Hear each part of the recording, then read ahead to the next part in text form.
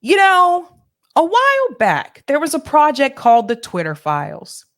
And in that project, it was revealed that not only did agencies like the FBI and the CIA intervene with a company like Twitter and encourage or push or actually explicitly tell them to censor, suppress certain accounts and certain material, but also that the Biden administration was also involved in censorship as well.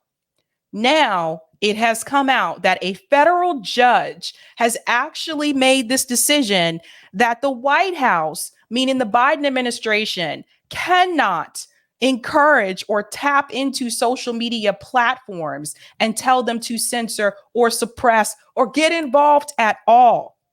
Let's get into this first clip. People are losing their mind about this, as you can imagine. Let's get into it. Just this afternoon, a federal judge barred parts of the administration from contacting social media platforms about online content. Now, the ruling came in response to a lawsuit brought by Republican-led states alleging that the White House went too far in its efforts to curb content that challenged vaccines or threatened elections. The judge said certain departments should not reach out to companies like Twitter, Facebook, or Instagram for, quote, the purpose of urging, encouraging, pressuring, or inducing any manner the removal, the deletion, the suppression, or the reduction of content containing protected free speech. Let's pause right here for just a second.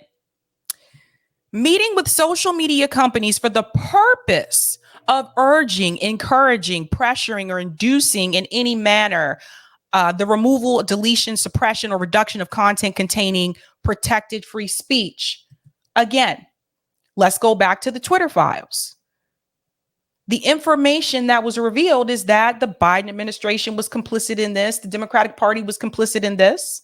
We're going to show a couple of clips from that, from Matt as well. But this is huge. This is really huge. And this should not even be a Republican or Democrat issue.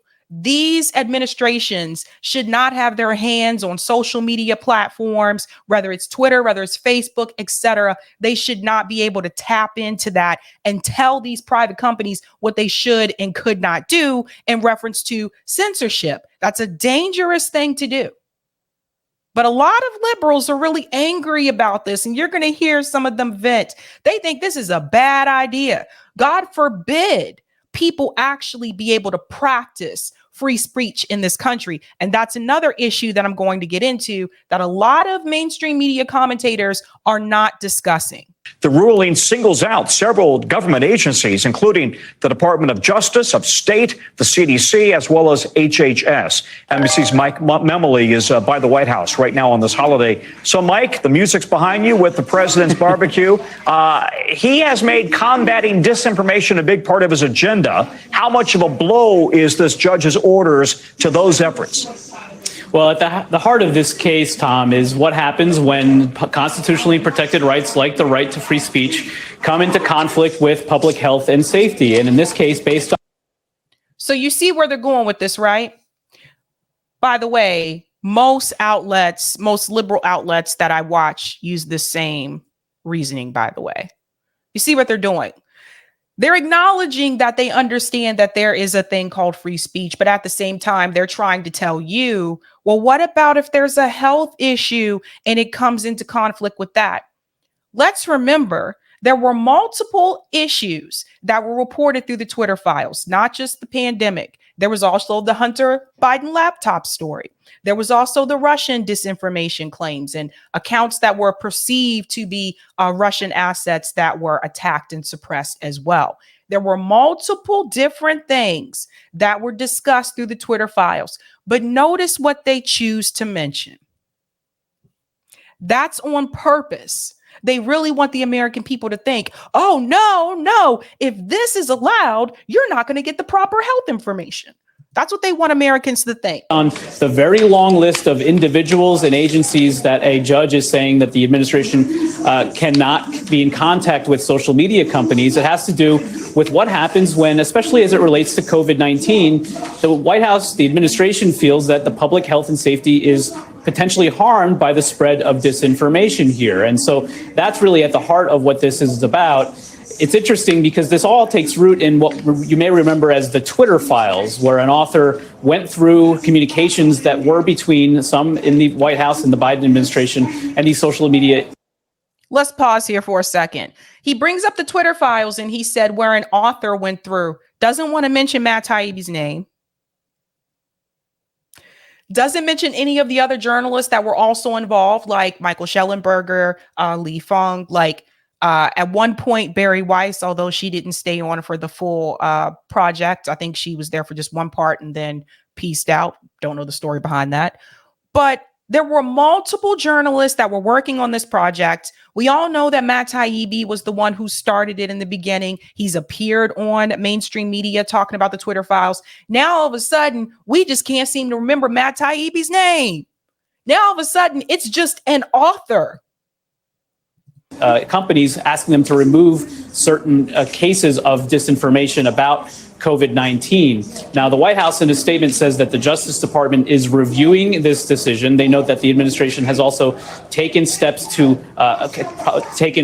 promoted responsible actions to protect public health and safety and security, but also noting that these social media companies have a critical responsibility here to be in control of what's on their platform. And also, they noted that this is about their independent decisions to do so. It's worth noting, Tom, as well, as we go back to those Twitter files, that there were also cases uncovered in which the Trump administration had reached out to some social media companies like Twitter, asking them to remove posts that were critical of the former president here. So the right to free speech is an issue in both administrations. But the Trump one that he's referring to was in reference to Christy Teigen. She's John Legend's wife. I remember that.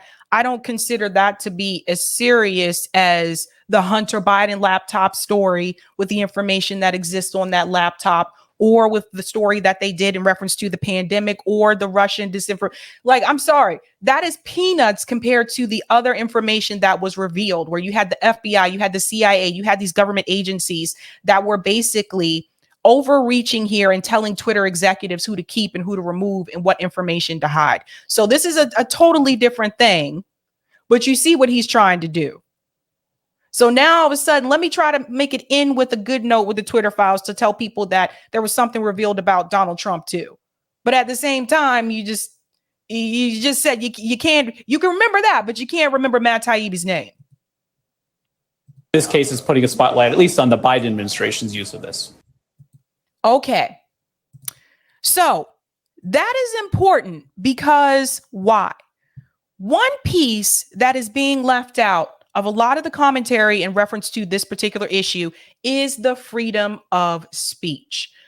Most people that I've seen, they continue to bring up this opens the floodgates for disinformation, but they're not talking about free speech and expression in this country. Now, the Washington Post, or not the Washington Post, the Wall Street Journal actually brought up this. Judge orders Biden officials to limit contact with social media companies. So it goes on to say, ruling says Biden administration policing of social media likely violated the First Amendment. And I can go ahead and tell you right now, if it was Donald Trump who was in office and it was his administration that was doing this, all of these liberal outlets that are trying to make excuses for Joe Biden, they would raise Cain right now. So let's go on. A federal judge issued a broad preliminary injunction limiting the federal government from communicating with social media companies about online content, ruling that the Biden administration officials' policing of social media posts likely violated the First Amendment. It's a 155-page ruling issued Tuesday. U.S. District Judge Terry Doughty of Louisiana barred White House officials and multiple federal agencies from contacting social media companies with the purpose of suppressing political views and other speech normally protected from government censorship. It goes on to say the judge's injunction came in a lawsuit led by the Republican attorneys general of Missouri and Louisiana, who alleged that the Biden administration fostered a sprawling federal censorship enterprise in its effort to stamp out what it viewed as rampant disinformation circulating on social media. The government, the lawsuit claimed, pressured social media platforms to scrub away disfavored views about the pandemic, Hunter Biden's laptop story, election security, and other divisive topics. A spokesman for the Justice Department declined to comment on the ruling. In a brief previously filed with the court, the department denied the plaintiff's allegations and said that the federal government took necessary and responsible actions to deal with the pandemic and foreign attempts at election interference. But as we saw through the Twitter files, the majority of the accounts that were targeted in reference to, the Russian disinformation, these were small accounts, and most of them weren't even Russian accounts, as it was believed to be. The case is among the most potentially consequential First Amendment battles pending in the courts, testing the limits of government scrutiny of social media content on Twitter, Facebook, YouTube, and other major platforms. Never before has a federal judge set such sweeping limits on how the federal government may communicate with online platforms, according to lawyers involved in the case. Some legal scholars have been skeptical that the government can be held responsible for content moderation decisions ultimately made by private companies, or that courts could intervene without chilling legitimate government speech and controversial matters of interest. The Justice Department is likely to appeal the injunction. So this actually was declared on Independence Day, actually. So while Joe Biden and the peeps were partying it up, munching on some ribs, potato salad, probably store-bought. Just kidding. I have big, I'm very picky when it comes to potato salad. That's the one thing my mom was 100% correct about when it comes to food, is potato salad. You really cannot eat everyone's potato salad. I learned that the hard way throughout the years. But that being said, this happened on July 4th. Now, how does this vindicate Matt Taibbi? Well, if we remember, when Matt Taibbi first released the Twitter files, one of the things that he was accused of was basically only releasing information that was basically made the Democratic Party look bad. They are doing in reference to this, but that actually was not true. As you just heard on the previous clip, they said that there was information that was released about Trump too, in reference to that post with Christy Teigen. But I want to go back to a clip with Matt when he came on the show where I talked about this exact issue. And this is the clip called Matt Taibbi Left versus Right Twitter Files, because I want you to hear this again, especially since some of you are newer subscribers now. I want you to hear what he said in reference to the government overreach and in reference to why he found the information that he found and why most of the information was more damning in reference to the Democratic Party and not the Republican Party. Again, it doesn't matter what the party is in power. The fact that you can have would-be competitors all joining in and engaging in basically a group censorship effort and doing narrative targeting against certain kinds of stories that might be true. And just a quick pointer, I got the shot. I'm not like an anti-vax person. I don't. One of the reasons I wasn't interested in the vaccine story from the beginning is because I just don't know a whole lot about it. I don't get spun up about it. But the fact that they are actively suppressing true stories about, for instance, somebody who dies after they get the shot.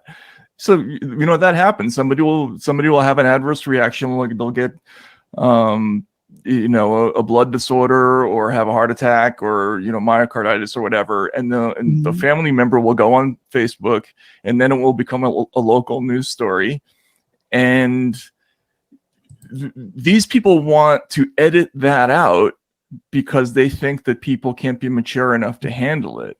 Now, and it just so happened that when it came to that particular issue with the pandemic, which should not have been a political issue, it was made a political issue.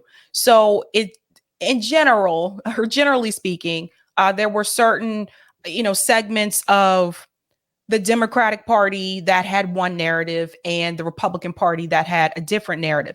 Now, that's not Matt Taibbi's fault.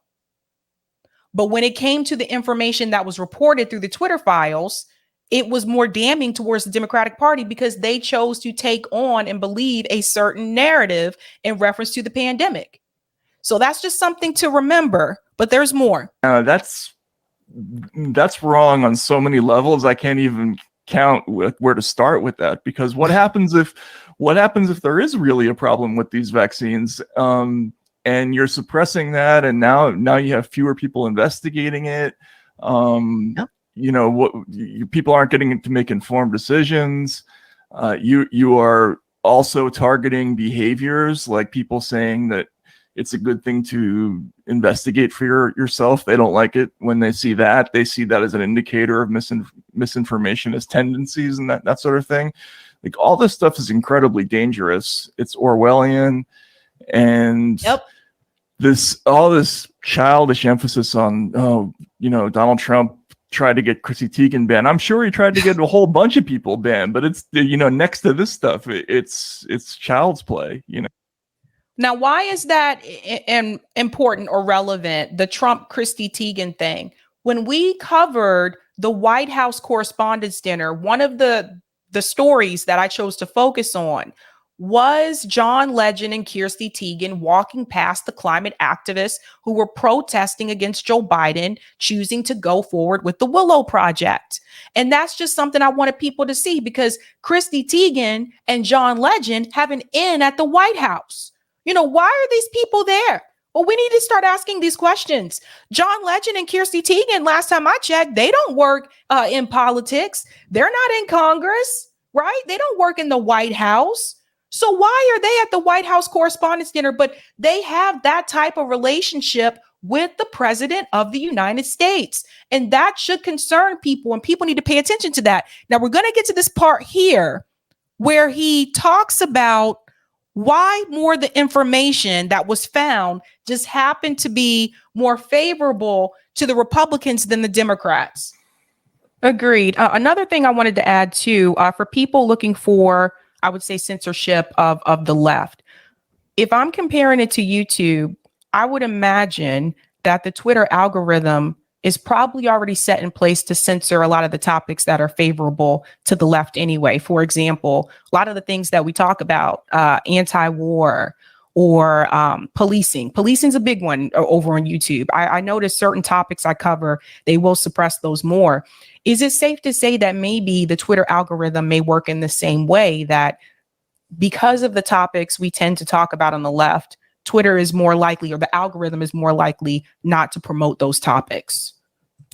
Okay, long story short, a lot of the subjects that we talk about on the left, police brutality, right?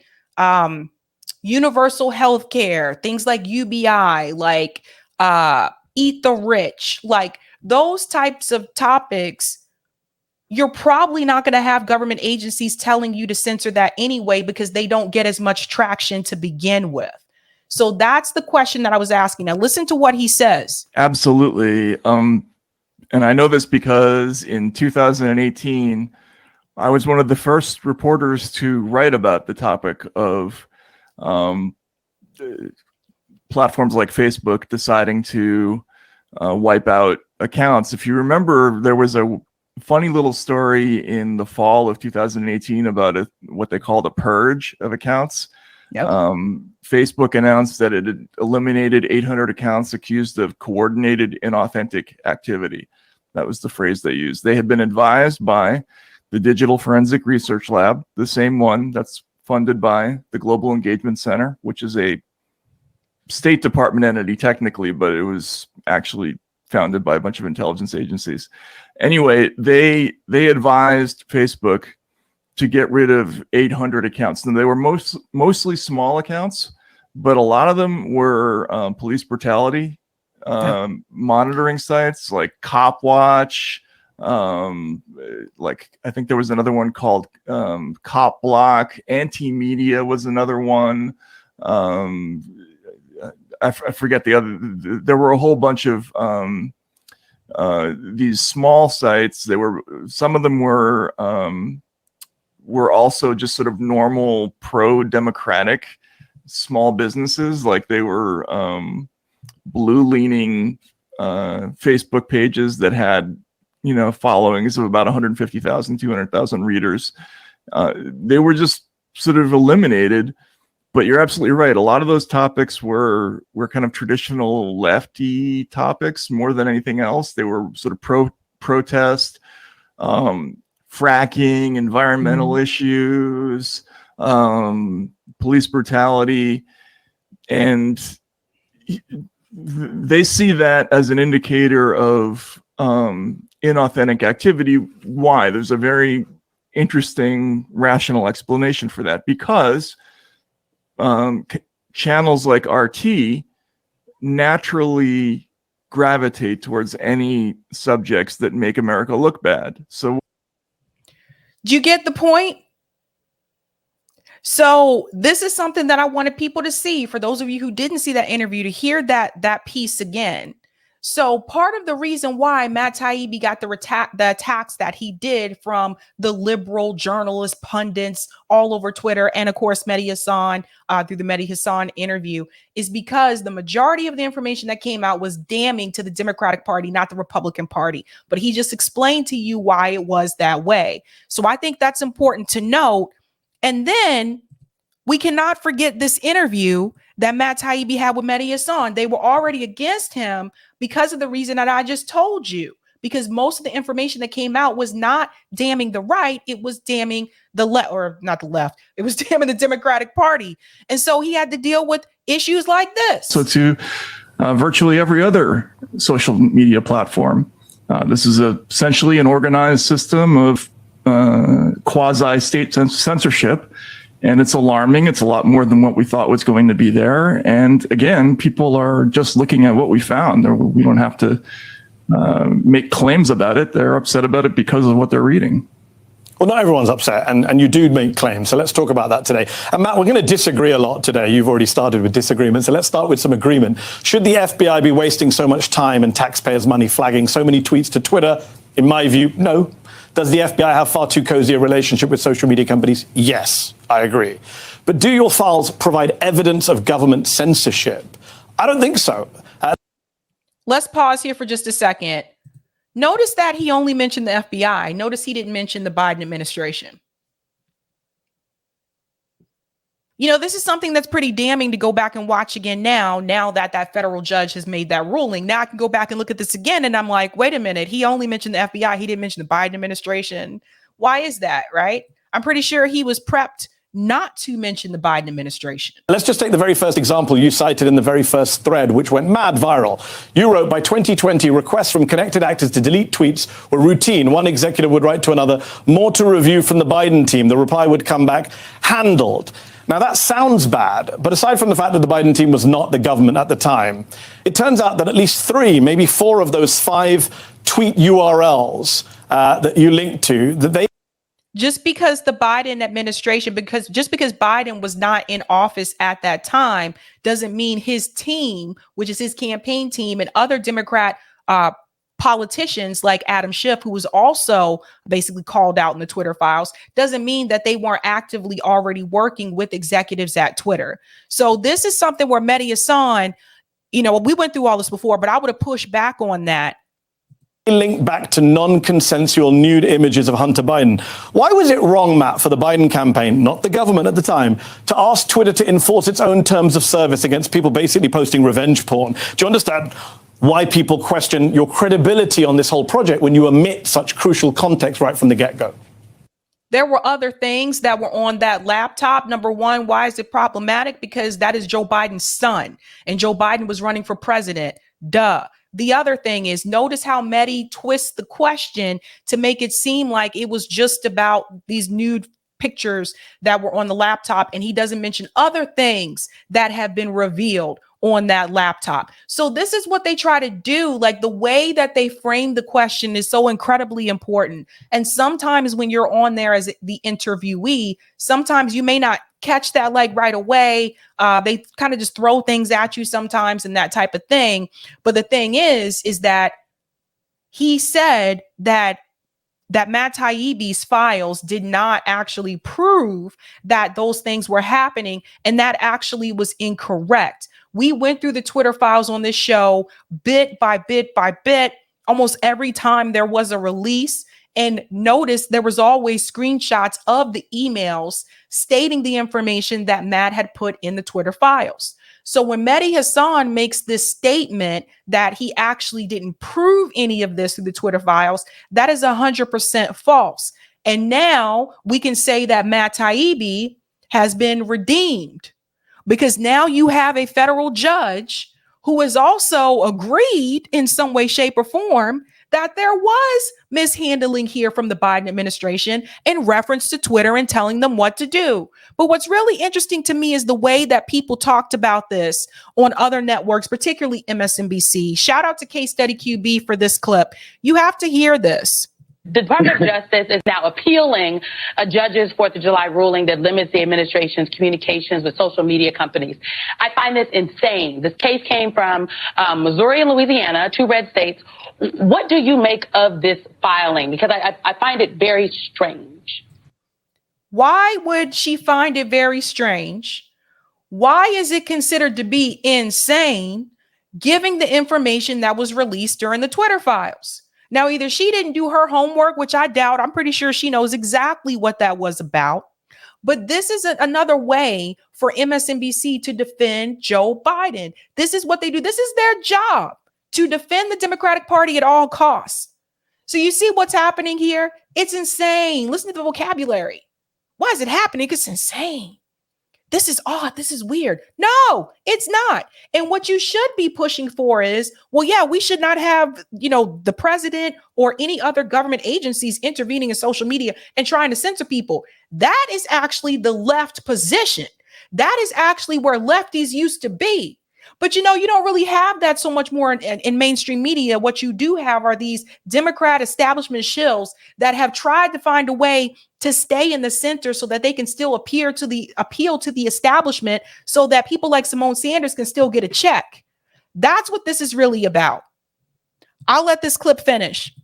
Yeah, let me just say, this filing reads less like it was authored by a serious federal judge and more like it was authored by a group of aggrieved Republican politicians. Simone, this action was not even brought by the social media companies that are allegedly the victims of this federal government overreach. It was brought by 2 Republican secretaries of state. And when you read the ultimate judgment at the end, the judge says that HHS and DHS and the Surgeon General and DOJ and FBI and the CDC and the Census Bureau, and all of these agencies are not permitted to talk to social media companies to say something as basic as, hey, folks, we see some dangerous propaganda and disinformation on your platform. Can you please check and see if it violates your own policies and procedures?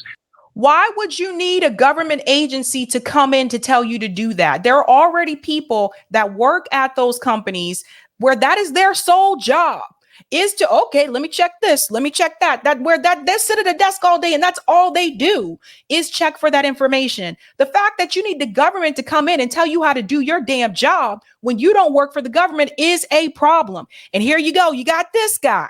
He's trying to sit up here and tell the American people, this is very scary. You should want the government to do this. What the hell is happening here? Next thing you know, and you know what kills me? Let's go back. Hold up. We'll let him finish. Oh, look at the plane. Look at the pen. Look at this. So they got the black woman, Simone Sanders. She came from Bernie Sanders' campaign, for those who may have forgotten. Then jumped on the Biden campaign. Simone was just following money. She realized the Bernie campaign wasn't going to get her into the White House, so she tried to hop on the one that would, and then he still didn't even hire her as his press secretary. So that was that. Then you got the black guy who I saw someone said in the comment kind of looks like Jordan Peele. So you see what it's like? You got 2 black people on this panel for this discussion. And my thing is, especially if you're African American, how the hell can you not sit here and push back on censorship? Give me a damn break. You'll come onto this network and you'll complain about books that are being removed by black authors. because it is a Republican that is trying to push it out, right? But you won't come on here and complain about censorship happening on these social media platforms because it's a press against the Biden administration. That's why I told you they're not serious. They're not real. They're not really serious about this. This is all partisan politics. If Fred Hampton were alive today, he'd be ashamed of these people. Let's be real. Let me get the two black people on so it don't look like we're so biased and everybody will think they're for this shit too.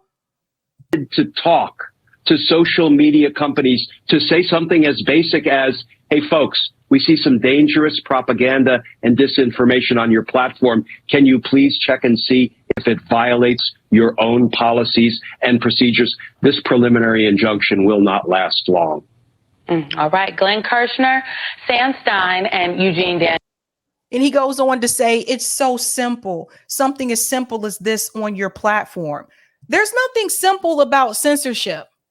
And censorship can start hurting one political side and then it can transfer to the other. And we saw that, right? After January 6th with Donald Trump, there was the censorship of Donald Trump and other people on the right. But then that shit transferred over to the left and other people on the left started to be censored as well. So don't think that this is just applied to one political party. The Biden administration did what they did. And honestly, you should be rooting for this. You shouldn't want the government to have their hands on social media platforms or any of these platforms telling them who to take down and who to keep. This is a hot mess. This is why I say there is the Democratic Party is a joke. This is a joke. They're not really here for the people. Rome says, who made the potato salad, Sabby? It was a coworker. I should have known. Delthea says, MSNBC, the PR firm for the Democratic Party establishment. Bingo. Thank you for the super chat, Dr. Nick. We ain't changing. Shh. Thank you for the super chat, Rob. Did you say Anna saves the left? Leaves the left. I hope I didn't say saves, but leaves the left. Thank you for that. And thank you for the super chat, Dogs for the win. Mehdi's point is that because Biden wasn't government at the time, what Trump team did was worse in terms of censorship using the standard of communicating with social media companies. Regardless, it shouldn't have happened, period. The government should not be involved. This is crazy. Like, could you imagine? Come on, man.